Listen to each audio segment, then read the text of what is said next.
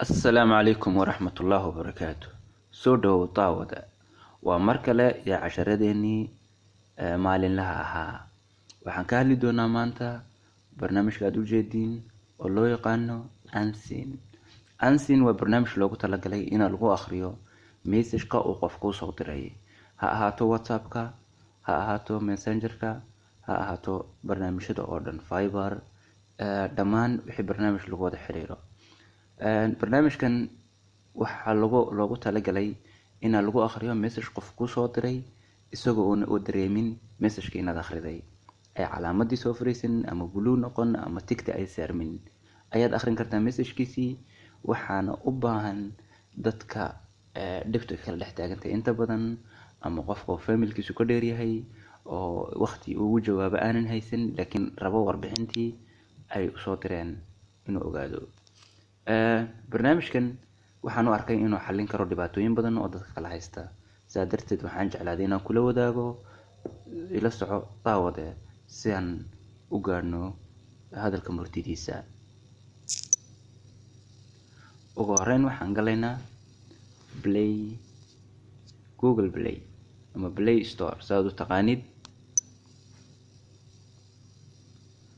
Kadib waxaan ku qoraynaa Unseen. Mar hore ayaan ku sii qoray oo la soo degay. Sidaad u jeedid hadda barnaamijkii waa kan. Aniga hadda waan dejiyay, open ayaan dhihi. Laakiin qofka aan dejisan halkan wuxuu soo saarayaa uninstall. Kadib barnaamijku ugu degaya sidaad u jeedid open ayaan dhahayaa.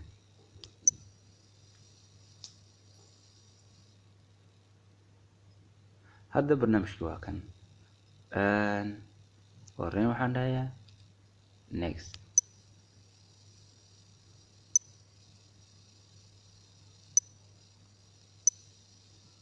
Okay, waxaan dhihi next. Kadib next. Barnaamijyada oo dhan ku akhri next. Hadda waxaan rabaa barnaamijka aan rabo ayaan tick saari. Inta barnaamij aan isticmaalo ayaan tick saari igu degsan. Ani hadda ahaan WhatsApp iyo Messenger ayaan isticmaalaa. Barnaamijyada inta kale hadda ahaan ma isticmaalo. Laakiin barnaamijyada wixii message kaga yimaado ayaad ku wada akhrin kartaa. Waa saad u jeedid laga soo bilaabo Messenger-ka, WhatsApp-ka, Instagram-ka, Fiverr-ka, Telegram-ka, wixii barnaamij lagu wada xiriiro waxuu u akhrin kartaa message kaga yimaado. Next CD tick ayaa saari barnaamijka aad rabtay. Kadib give authorization.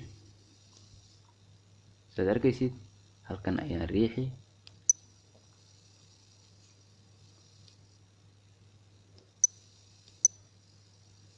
Kadib waxaan dhihi allow. Wuxuu dhahayaa barnaamijka ma u ogolaadaa inuu ku shaqeeyo wixii notification ku yimaado inaad ku akhrin kartid. Waxaan dhahayaa allow.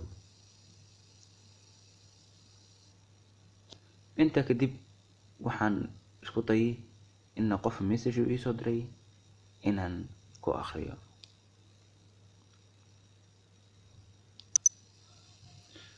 Hadda sidaad u jeedid qof ayaa ii soo diray, wiilkan ayaa ii soo diray message fariina. Waxaan ku akhrin karaa hadalladiisii oo dhan. Imana ogaan karo inaan maxay hayda aan barnaamijkiisii message-kiisii aan akhriyay. Sidaa waxaad uga faa'iideysan qofkii message ku soo diro aanad rabin inuu ku dareemo in message-kiisii akhriday waqti la'aan ama hawlo kale oo badan. Sidaa darteed la socod wanaagsan. Casharadan iyo casharada xiga sidaad ula socotid subscribe saar, gambaleelkana furo. Waan mahadsantahay. Kulankiisa xiga waxaan kaaga tegayaa nabadgelyo iyo amaan Allah. والسلام عليكم ورحمة الله وبركاته.